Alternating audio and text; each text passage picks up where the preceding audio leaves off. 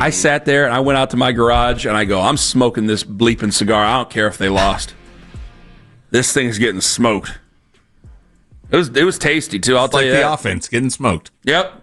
Me and the offense, we got smoked. Go ahead. What were we going to say? I was just going to say, after the games, I think this is going to become a bigger part of our Monday shows. That instant reaction. That's the fan hotline. It's on the Odyssey app. Go download the Odyssey app. Like the station. You got to favorite the station. You got to favorite it. Got to do it. Got to like it. Got to favorite the whole thing. And then you can click that little microphone button and leave your own. We took a call from Alvis earlier, and he said he wanted to fire Kevin today. He didn't want to fire Kevin after the Vikings game. And I'm like, well, what changed? And he gave an explanation. I go, I think what happened with a lot of people yesterday, guys, Dillon Gabriel ain't bad. But a lot of us lied to ourselves last week. He ain't bad. He'll be in this league. I think Dillon Gabriel will be in this league for 8 years. And he will have a pension from the NFL. And he'll probably be a coach. And he'll start more games for more teams at some juncture after this year. He will.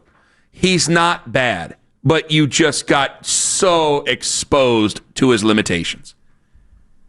The limitations were right there. I'll tell you, give Terrell Austin and that defense credit. That defense is not that great. It's not that great. And you just saw, and yeah, I know he's up against a future Hall of Famer. Okay? I get that. But you just saw what one guy who knows all the tricks can do.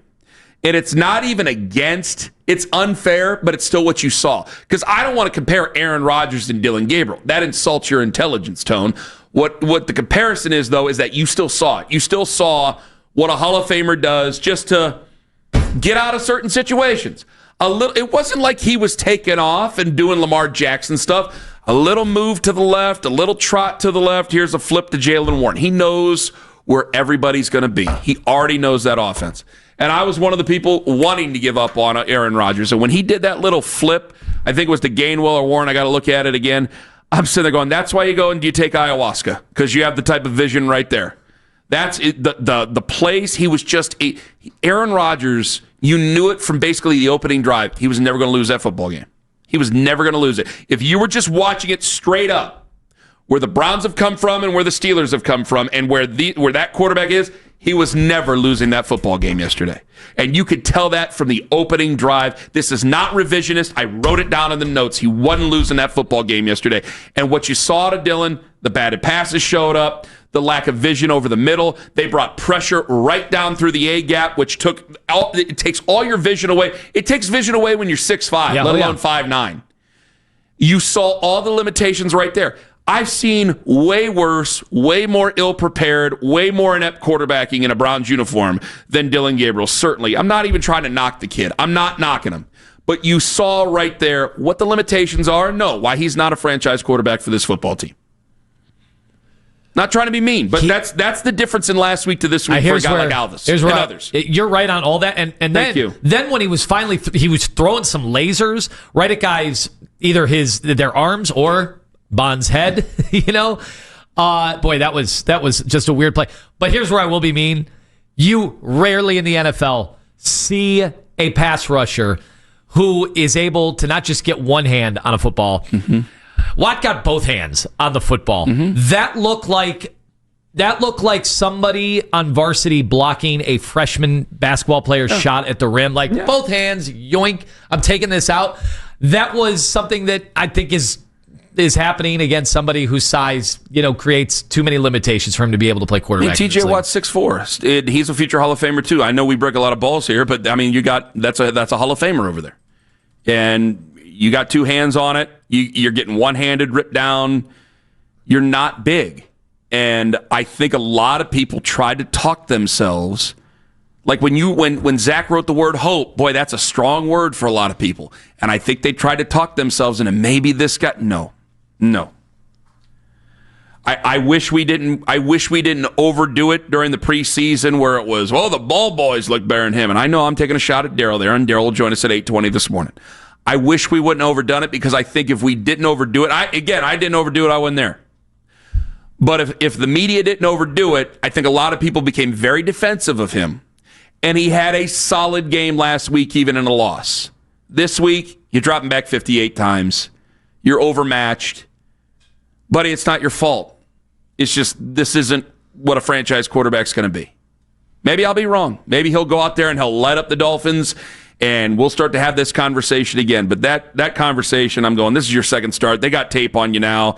They're going to do some of the things that Minnesota tried to do to you. They did it to an even better level. They brought heat right through the A. I mean, you're not going to have success when you don't have a lot of experience and when you already have limitations. And that's what that was. And if we're that excited, if that's a Kevin pick and Kevin's that excited, you're going, why are you taking a backup in the third round and we need all these other things? Why are you doing that? I know we like, hey, take a shot on a quarterback, take a shot on a quarterback. Well, you take a shot on a quarterback who has a higher upside. Take a shot on a quarterback like a Shedeur Sanders is what you do. I'm not making a case right now. I'm just telling you what it is. Right. But a third-round guy, and we've done how many third-round QBs, and they're all the same. They're all Colt McCoy. They're all Cody Kessler. They're all just, they exist. And so I'd rather would have taken a third-round guy and put him in another place that maybe I could have some success with. Instead of, oh, well, he's going to start here. I mean, I'd have rather taken a shot with Kenny Pickett, and I can't believe I'm saying that. But here we are, 216-474-0092. Maybe I'm just mad. Maybe I don't want to say that last sentence. Steven Chardon, you're first up on the Fan. Hello. Hey, hi guys, how's it going? Not bad. Oh, good. So I got to be honest, just to preface this, I haven't really been watching the Browns too much. I've been more into the college football, so go Buckeyes, by the way. But I got my question for you guys more so is because when I watch football, I just kind of watch it for the fun, watch the plays, things like that. I don't get into the intricacies like you guys get into.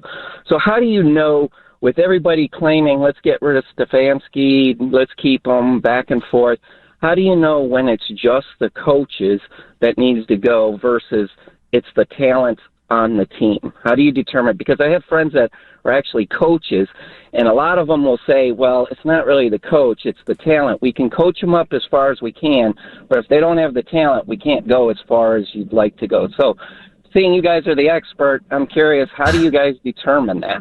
Well, the reason that we do this, and we do this because you start to lose and you play the blame game, right? We don't always ultimately know. There's plenty of guys who get thrown under the bus as coaches, and then you find out, no, these guys suck. Like Brian Flores got thrown under the bus when he was at Miami, and I think he would handle this situation better than Mike McDaniel. Mike McDaniel came in, things look good. It's like, oh my gosh, you see what this guy... Nah, he looks completely ineffectual now, and it looks like he's getting ready to be put out the pasture there in Miami.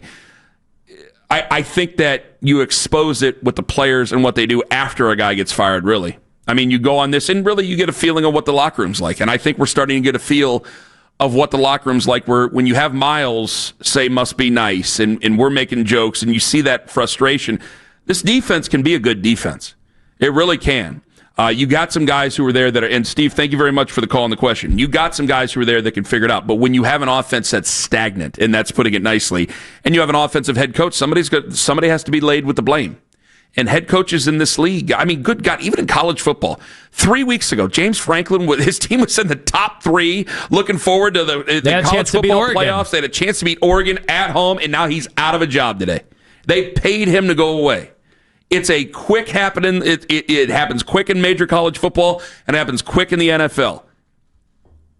And you start to play the blame game on this. And they could go out there and they could get, if they let go of Kevin during the season or something, which the more these games go like this, the more I got to wonder if it's actually a possibility. But, okay. I don't know how much of it would change. Because right now, again, I do look at the guys that you have, and Jack Conklin to me is no more. Wyatt, he'll be on the block. Joel Bitonio, the Adam Schefter put his name up there. I think Ethan Posick probably makes more sense. I don't think you're getting rid of Joel Bitonio, but I think Ethan Posick, it's like, well, they really like Luke Whippler. I could definitely see them trading away Ethan Posick and being okay with it. You got names there that at one point used to be part of a bright future. Now they're finishing it up. Like, would it surprise anybody if David Njoku's gone by November? No. I mean, these guys were once part of a bright future. Now they're finishing up their careers here. And when you have the same looking offense that you did 6 years ago, and very little of it's changed or been able to change, the guy who's in charge of the offense is going to take the blame. Because I just can't keep, well, it's Deshaun's fault. Well, it's Baker's fault. Well, it's quarterback X's fault. Well, you see, it's Odell's fault. been 6 years. At some point, someone's going to have to deal with this and answer to this. Because all those other guys are gone. He has, without a doubt, and I said this, man, I think before the season started, like your offensive line was going to be a big question mark going into the year, as it is going to be from here on out, including next year, because, they could have 5 new guys next year on that offensive line. So that is a big concern. Your wide receiver room coming into the year was one of the worst in the NFL, and that wasn't just me saying it. I couldn't find a list that didn't have the Browns in the bottom 5 when it came to the wide receiver room.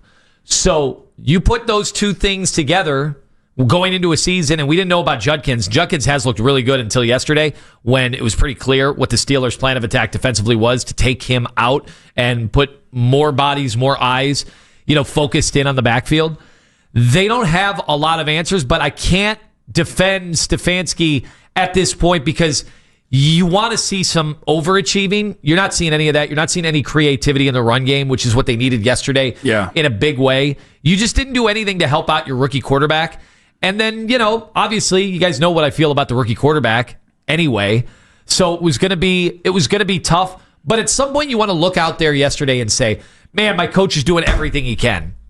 At no point is anybody saying that about Kevin Stefanski anymore. No. Let me get to Avery in Connecticut. He's listening on the free Odyssey app. Hello, Avery.